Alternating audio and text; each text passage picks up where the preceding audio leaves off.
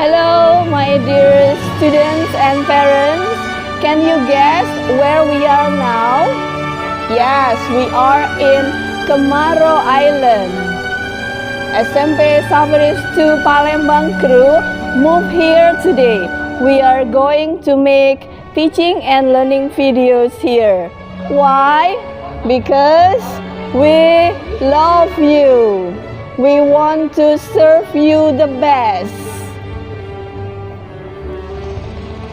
As we know that Kemaro Island is related to the legend of the love story of Siti Fatimah and Chinese young man called Tan Bun An. Have you heard the story before? Yes? No? Okay, let me tell you the story again. A long time ago, in South Sumatra, there was a kingdom. The king had a very beautiful princess. Her name was Siti Fatimah. Many young men fell in love with her.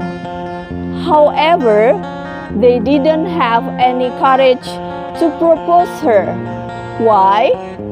Because the king wanted his daughter only to marry a rich man. One day, a ship from China arrived. The captain of the ship was Tan Bun An. He was a prince. He came to South Sumatra to do business.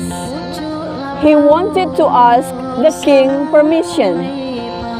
The king said, I will let you stay here to do business, but you have to give half of your profit to the kingdom. Then Tan Bun An agreed with the king. Since then, Tan Bun An often came to the palace, and he wanted to propose Siti Fatimah. Tan Bun An came to the kingdom and talked to the king. I will let you marry my daughter, but give me 9 big jars filled with the gold, said the king. Then Tan Bun An wrote a letter to his parents in China and told them about Siti Fatimah. The parents agreed and sent him 9 big jars filled with gold. To cover the gold from the thieves, the parents put some vegetable on the top of the gold. Later, the 9 big jars arrived. Tan Bun An immediately looked for the jars. He was so surprised. When he opened the cover of the jar, he saw rotten vegetables. What is it? Only rotten vegetables? I need 9 big jars filled with gold. But Tan Bun An thought, maybe the gold is in the second jar. Unfortunately, again, he didn't find any gold. He was so angry. What? Only rotten vegetable again? My father is so crazy. Guys, do you know what happened next? Tan Bun An threw the jars into the river. Every time he didn't see any gold in the jar, he always threw it to the river. And finally, he opened the last jar. Again, he didn't see any gold. This time, he was so tired. Instead, he smashed the jar with a big stone. And when the jar was broken, Tan Bun An found the gold. Yes, the gold.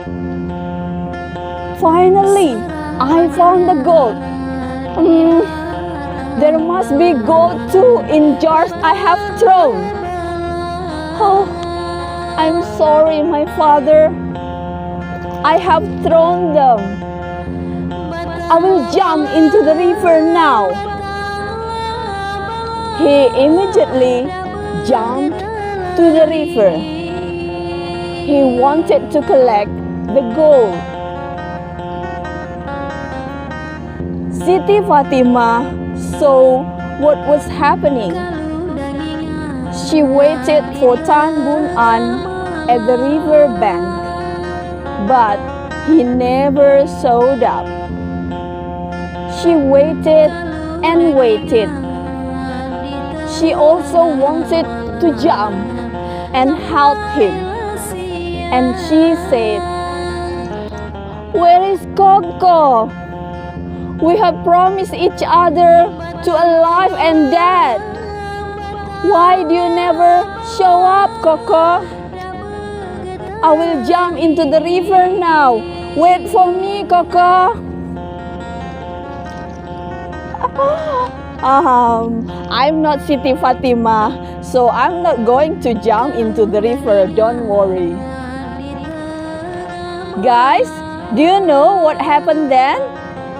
After several days later, the people saw a pile of soil. The soil was bigger and bigger. It finally became an island. The people named it Kemaro Island. Dear students, that's all for today. That's all about the legend of Kemaro Island. One of the moral messages we can learn from the story is we should think carefully before we do something, unless we will regret it. According to you, what are other moral messages that we can learn from the story? Okay, guys, see you next time.